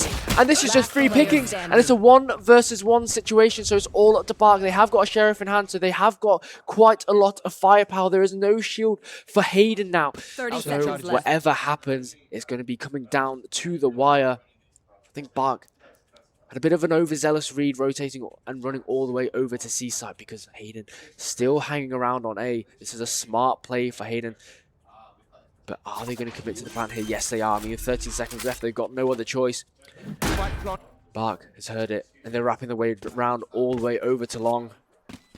Wait, the defender has become the attacker. Where's Hayden going to play this from? Hayden, yeah, He's pushing up. He could go all the way to heaven, but that would be a bit of a misplay because it's not planted for that, so he's not going to have that opportunity. Oh, but I think that is going to be what's happening. Surely not. This is all going to be coming down to timing. The spike isn't planted for this position. it's Hayden's not. going to have to jump down. Oh, this is not a position that you want to be in. They have spotted them. They are. Oh, they're just out of range of the Timing. recon bolt. Oh, they don't Oh, he even doesn't know. Nicely played from Hayden. It worked out in the end for them. Nicely done. Good reactions from Hayden to be outside of the range from that recon bolt, because if that pinged, Oh, if that ping, that's the round. that's it. That's the round. That's the round going in favor of Hot Damn. But Aconite, especially Hayden, played that really well. You know, going up to heaven, something that we were questioning, but it worked out in the end. And looking at the scoreline, Hayden, 16 kills for Aconite. He's putting on an absolute stupendous performance. Hot Damn are very much more equal in terms of the performance, but Hayden completely running away with this one. Yeah, for now, as Bub's going to be set up on this spot, watching for some aggression down towards C, expecting Luca to maybe push through. But, I mean, as we've seen before, Luca not the sort of player to just go wandering by himself. Would wait for another player. Daniel gets that first kill in the round. Takes down Bark, who'd swung through onto A site. Naki has a little bit of a look, a shot through, but decides not to take that fight instead, as Daniel now going to go towards Zua, but the rest of the team is not here. Rudy has found a lot of positioning down C, though. He's managed to find his way into Cubby, as all of these players are going to be running into him. Only the Classic, though, so probably not going to get too much done, but we've seen what the right click can do. Misu, though, ready to clear this one out, but no, doesn't clear it in time. Rudy will find one. The trade is there from Hayden, though. Stops any damage as Luca caught in his cam. Naki gets the trade back on the other side. Hot Damn still have an opportunity into this round. Would have recovered that extra gun in the Marshall, but gonna have to be a 2-on-3 retake. Aconite set up, ready. I mean, 30 seconds left on the clock. They got plenty of time to get this plant done, as we'll see as Hot Damn go for this retake. Naki with a Marshall is always a possibility. There's so much to clear out there. He spots one up top, I believe, but no, Hayden in the smoke, ready to get that kill. And Deck, 1v3 required. Bandit in hand. The blind is still available, but this high-low setup on site is surely just going to stop any attempt here, as he's just not able to go. He's not confident enough to work out where they are. And Deck will maybe look to find one on the way out and then die to Spike. Deck just playing for time. They're trying to buy their time, but as the members of Aconite just encroach in, Hayden picking up a 3k for themselves that round, and Aconite are starting to run away with the momentum. Complete 180, and leaving the shadow of their performance from game number 1 in the dust, and they are looking like a brand new team, especially with the way that Hayden's playing. He is putting the members of Aconite on his back right now and hoisting them towards victory. But I still feel like you can't count out Hot Damn. Yes, you lost the pistol and the second round, but all it takes is a good conversion round here. Make it nice and clean, as it looks like Aconite have maybe committed some extra into it. Daniel goes for the op, already taken down to 40 HP. That wallbang spam going through into main. Gonna take him down nice and weak. Hayden gonna run on in. The shock dart lands as well. Looks like for now all of this util and spams are landing perfectly for the side of Hot Damn as Misu runs on into sight. The recon dart is there though, and Bark will find that kill. Daniel will find a trade back onto Deck through the smoke though, as Bark managing to keep this positioning, got the players to back him up as well, as Hayden swings on through, gets punished by Naki. And for now, Hot Damn have the advantage. Some shots being exchanged as Mars is also brought down weak. That's now 2 players down to just 1 bullet of health on the side of Aconite. And they're not even opting to rotate back. I really like what Hot Damn are doing right now. They were able to find, a couple of picks. They were able to stop the initial engagement, and they've just halted themselves. They're playing patiently. They're not over-committing. Because, most of the time, that's something that you would do. You try get the initial picks and you try to forward the momentum of the advantage and then push on in over onto the enemy team. But that's not what they're doing. They are waiting out. That curveball not connecting. Neither is that operator shot. So Daniel's got the rendezvous set up. 30 seconds left. You can see that the flank coming out from Narkipu. Yes, they destroy the trademark. So they are aware that someone is potentially behind, but with the way that Aconite are looking, they're not taking into account. Daniel trying to keep his eyes and ears open.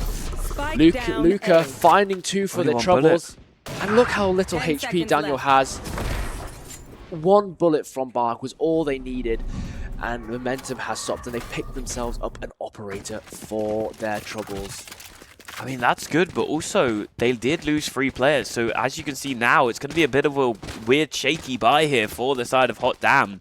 Whereas Aconite didn't invest too much into that round. They kept their bonus on through and going to have guns on every single player except maybe Daniel, but he's got the tour de force. He won't care that he doesn't have a gun. So the operator's still up, and we're seeing on the other side Deck on that Judge. I mean, can do a lot of damage, especially on this defense side, and it looks like they're maybe going to be running into this one. Deck could be in a good position here, and he's got Rudy to back him up. Tour de force game pops now from Daniel. Making their way through window on B main. As the members of Aconite are starting to encroach in onto courtyard. Oh, Dex is going straight into the middle of the smoke. Interesting tactic. You're probably expecting the players to, go for the wallbang instead, putting themselves in a bit of an unorthodox position, but they are going to get taken out because of it. And now the members of Aconite are slowly creeping their way on into Garage.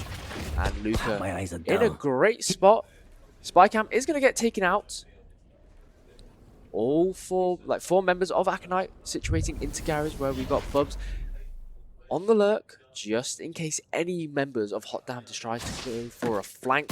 Oh, the shoulder of Narkipu is going to get spotted, but that tour de force is not going to be able to take him out. Luca is going to get whittled down to 9 HP, and Misu is going to be running on through. Oh, Narkipu not going to be able to find the initial engagement. He's going to whiff that shot. Misu finding 2 for themselves, and it's all up to Bark.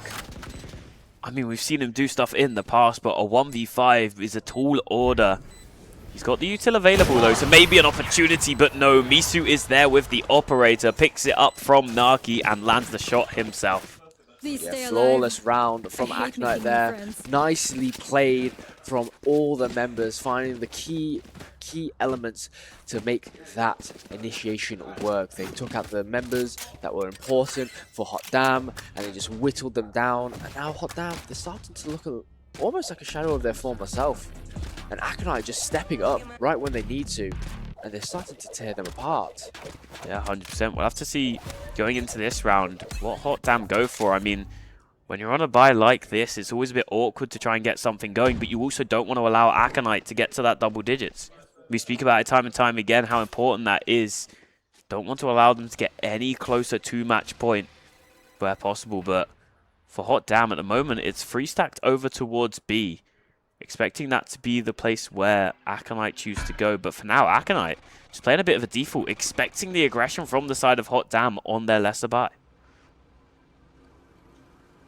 Playing so patiently from both sides, waiting for information to be given out. So Narkipu is of the understanding that there is at least a couple of people over on B side. And now that the spike has been picked up. No, to go over towards C. Oh, but Narkipu is going to pick up a free kill onto Daniel. The rendezvous being used, and it's going to serve them up like a nice, easy dish for breakfast.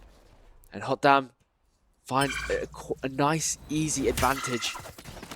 That timing was so unfortunate to TP back and not realize that a player could have pushed up. They just don't expect it. There's no way you expect that, and now it's going to be a push through for Aconite onto the C side. A lot of the players from Hot Damn here ready. Naki managing to connect onto Misu as well. The pistol's landing for now, but Hayden will get a trade back on the other side. Naki gets the Vandal, but not in time, as just about the kills go the way of Hot Damn, and it's a thrifty round for them. Pistols are the way forward, it seems. Oh my goodness, Hot Damn coming in clutch with that one. From the start of the round where, they're playing very patiently, Aconite had a great idea of what they wanted to do and what they wanted to execute, but Daniel falling to an unfortunate scenario. And then all of a sudden, it was just a scramble for Aconite to just try get onto site. They were trying to just brute force their way in onto C through main when it was already, had the defenses set up from a Hot Damn, and then Dex was just picking up those 3 stray kills with that Bandit. And Aconite opting to swap tactics, gonna go over towards that A side. All 5 of the members, the Recon Bolt going off into no man's land, as nothing is going to be able to be found. Able to spot so many players. Yeah, they know exactly where they are. And all this Hunter's Fury is going to get some free pickings, tagging a fair few members and finding 2. Oh my goodness. And a tag onto another as well brings down the Phoenix so weak. There's now the fight on through from Misu, not able to connect onto the first as Bark will find another again. He's got a 3K already on this round. The spam's connecting as well. He finds 4. Is this finally where Bark will get an ace? This is the opportunity. Naki gonna spot out the player. Daniel just gonna be waiting. Doesn't want to allow the opportunity for Bark. Bark just trying to chase down this ace. He's gonna go for the swing soon. Recon dart sent on through. He doesn't know where Daniel is. The 1v1. There we go. Bark will get his ace and will bring the scoreline even again. Hot Damn fighting back. Nicely done from Hot Damn. Ace for Bark. Well played. That was spectacular from Hot Damn. So much. That ult did so much. To be honest, the fact that Bark was able to find so many people with that owl drone was the make or break. If they only spotted 1, you know what, fair enough. You know, you might be thinking, oh, this person's lurking. But the fact that they're able to spot 3, that was just like, oh, this is easy picking because they're all in A main. They are just stuck there. They are fed me the easiest serving. Even the confidence to pop it in a round like that where you're not even guaranteed, you know, you could save it for a plant to get a guaranteed kill, but instead commits it and it pays off massively. But now it's a bit of an awkward crunch on the B site.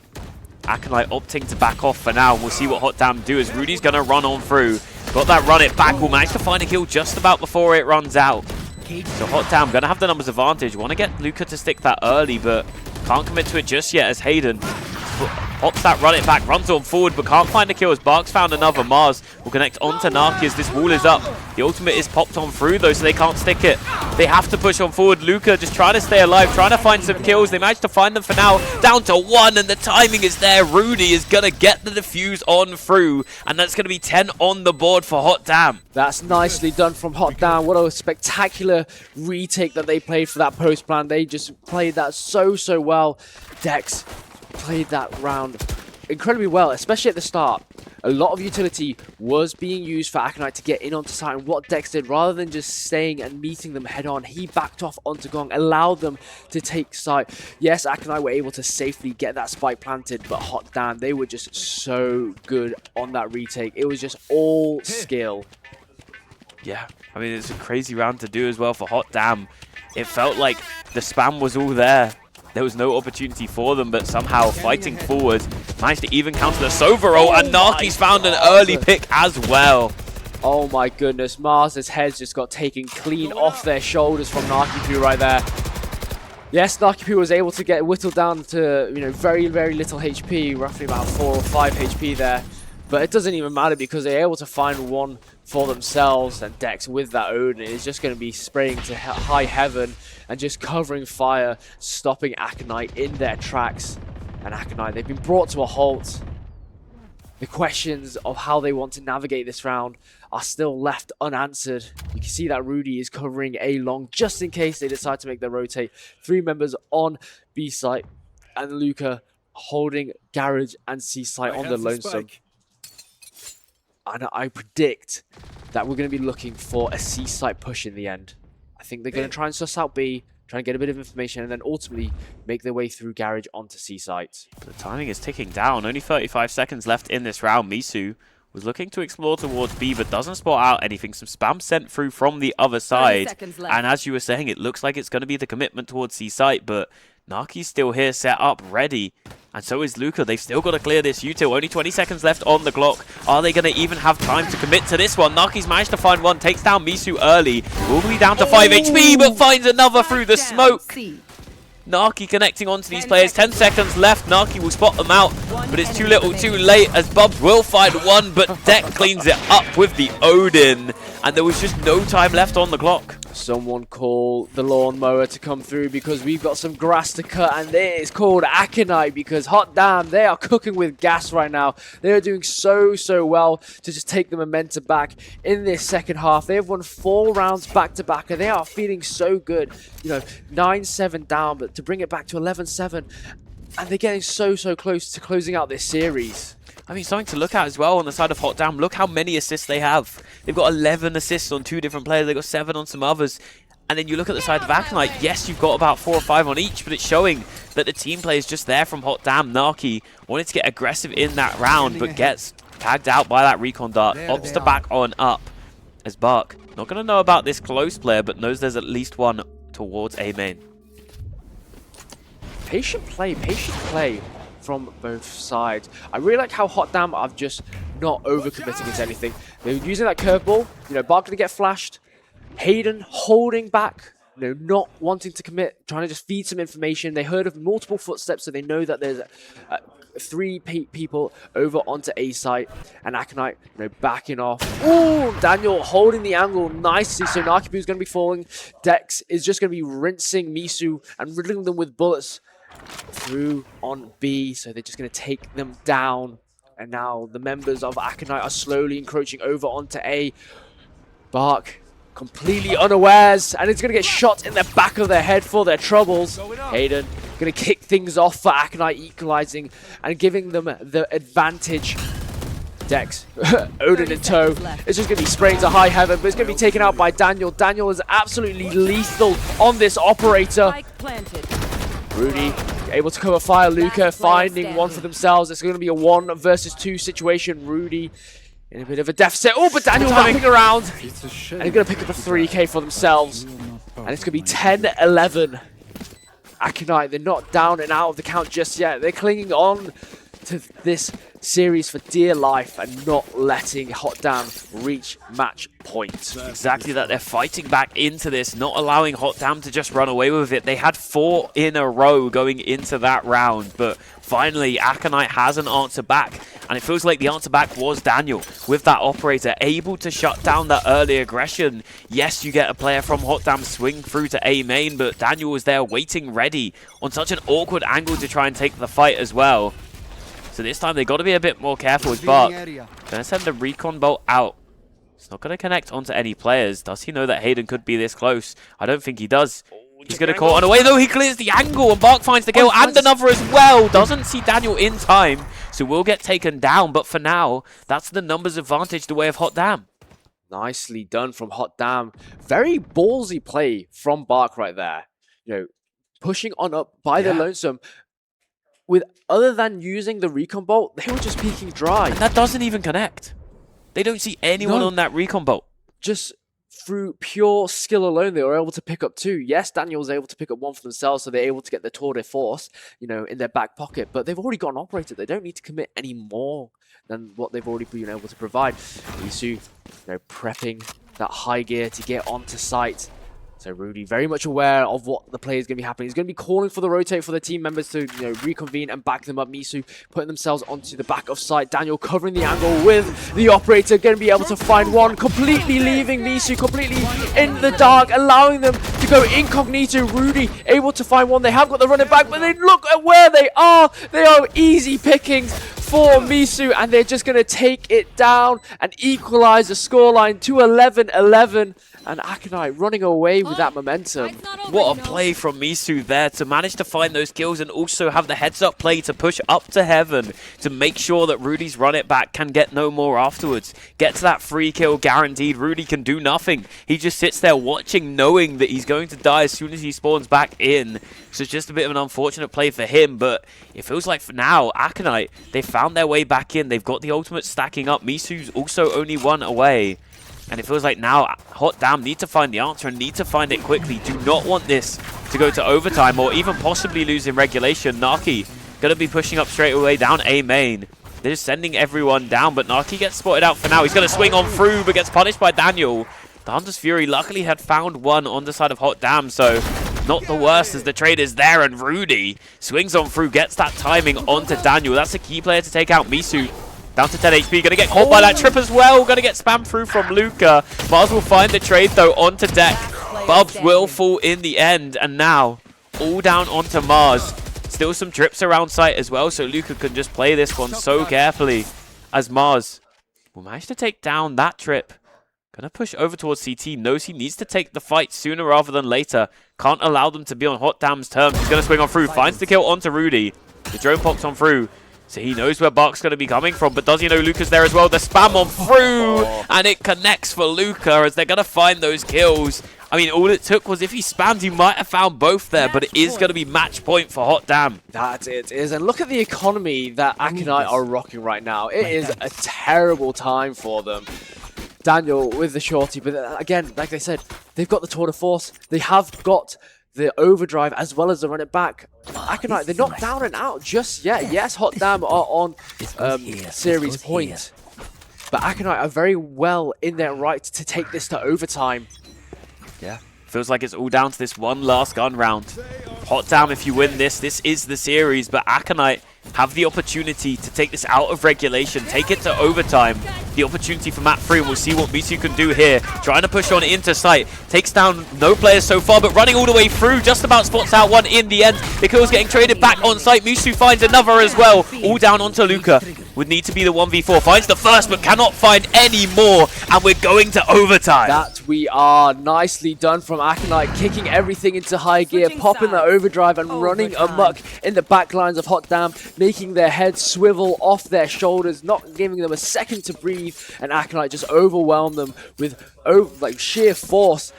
And look at the buy that we are rocking right now. Mars and Bubs rocking the double Odin. You know, we are going to be seeing a shower of bullets coming through from the side of Aconite on this defensive half. But also Daniel going for the glass cannon up. Not going to have any shield to back it up. Only got that TP back. This is a high risk, high reward situation. Daniel going to go for this early pick. Looks like he's got the backing of at least two others in Hayden and Misu. Looks like there's going to be all-out aggression down C, but on the other side, you've got a few players from Hot Damn stacked up as well. Rudy going to be waiting there for it. Going to go and try and get the orb early. Knows he can try and get the running back online, but Misu manages to find both of them, and that's the spike down as well. This is a dangerous and diabolical situation that Hot Damn have found themselves in. This is disastrous. Aconite running away with this momentum. Misu leading the charge, sliding on in and completely catching Hot Damn completely unawares. And now they've got the spike safely in their hands. Luca is able to pick up one, but Daniel, that glass cannon, is going to be able to keep that angle covered. Thanks to that curveball, able to pick up a nice kill onto Narkipu. Luca having to expend the utility just to pick up the spike. But look at where Dex is. A site completely cleared. Luca has got to get their running shoes on. They're going to be making some noise. Hayden is going to be hearing them out. Or are they just out of range? But look at Dex. They've rotated all the way over onto B. I don't even think they got spotted by the owl drone. They are just taking the scenic route. They are providing Luca with so much information. And all it is they're not there. No one from Aconite is around. And Dex has got himself in a great position. And Luca finally able to get that spike planted. It feels like it's all going to be down to what Dex can do in this position. He's found so much space in this B site waiting out. But Aconite are going to be careful to clear this. Instead, opting to go towards spawn. No, there's the possibility that there could be a player towards B, but this could set up Deck for another one of these flanks.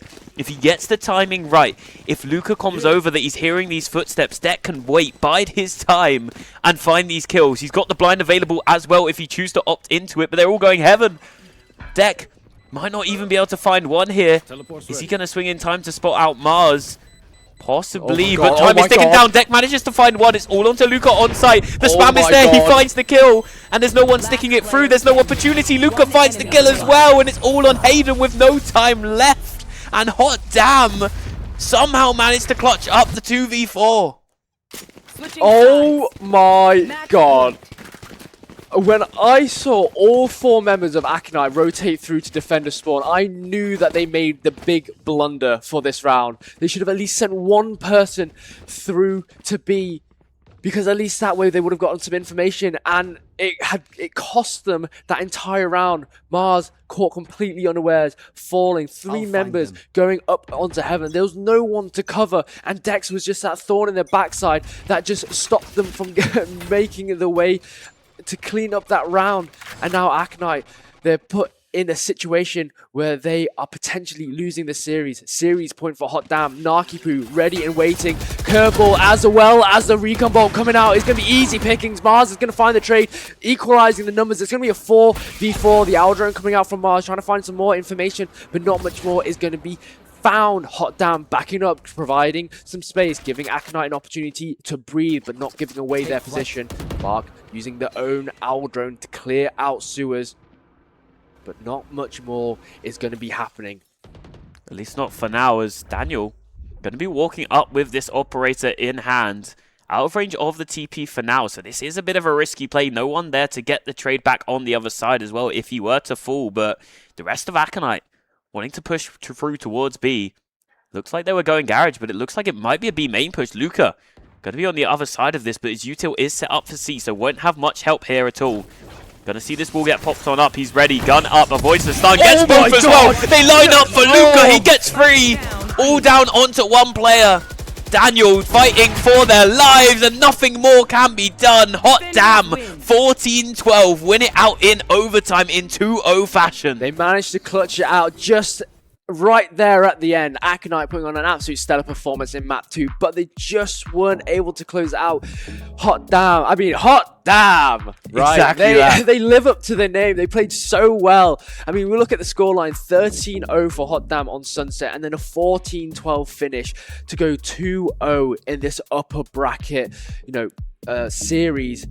They've done so well. Aconite looking like there was potential to go to a map number 3, but Hot Damn, they had other ideas, and Luca sitting themselves so well on B site in that final round, situating themselves perfectly, lining themselves up for a spectacular performance. Yeah, managing to avoid all of that util, and that's going to seal Hot Damn's future in that top 3, guaranteed. They have the opportunity to fight through for Grands with still a flawless record. We thought for a second there they might lose that second map, but managing to win that first 13-0 into the second 14-12 shows that no matter how the game is going, that's how it's going to be. And as we can see here, Aconite get knocked down to have to play Snoggers. It's going to be the rematch by the looks of things.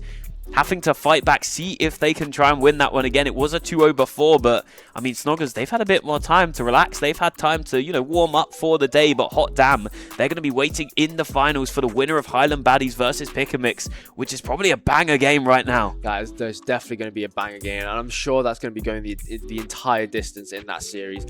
So it's going to be really interesting to see which one of those two are going to be facing up against Hot Damn, because either team has the opportunity to go into that upper bracket final, and I wouldn't be surprised if either of them were to make it, because there's no clear winner in that series. Yeah. It could go either way, and I wouldn't be surprised about it. I mean, it also feels like whoever wins that one, you've got to try and carry some kind of momentum going into this Hot Damn game. Hot Damn managing to win in a flawless 13-0, but also in overtime, means their confidence is going to be at an all-time high, knowing that they can clutch out when they need to, but also when they're playing well, they're dominant. Maybe the teams that, are getting this other game done, you kind of need to have a quick look at the VOD, maybe work out what actually happened, what was that map the 13-0 was on, and try and just ban out Sunset. I would not want to play Sunset against Hot Damn. I think if any team plays that, it's a bit of a blunder. Yeah, that Sunset for Hot Damn is like a house on fire. They just go so well together, and they put on an absolute stellar performance. But we're going to be going over to a break now. Yeah. We're going to leave things here. We're going to be back with some more VALORANT, in a little bit, so don't go anywhere. Make sure you stay hydrated. The weather is always warm here in the summer in England, which is a very surprising sentence to say. But hey, that is the reality of it right now. But that is enough from us for now here at EPIC48 with Intel, sponsored by Overclockers, ROG, and XP Pro Eyewear. If you have some time today, please make sure you go over to the sponsor store, have a check of Overclockers. They've got some fantastic rigs and peripherals on display. XP Pro Eyewear, these glasses are actually phenomenal. I've been very lucky to have an opportunity to use them myself with the nano hex technology that they've got going on, removing that glare from the lights, and you know, it makes it easier on the eyes. I feel my eyes straining a lot less, especially, you know, commentating through the series. And don't forget to check our partners at ROG, because they've got their, you know, store set up, got some little opportunities for you to win some prizes over there. So, you know, there's a few things that you can do today here at LAN. Yeah, plenty of things to do, and yeah, that's going to be all from us for now, but we will be back with that upper final, so you do not want to miss that one, and we'll see you soon.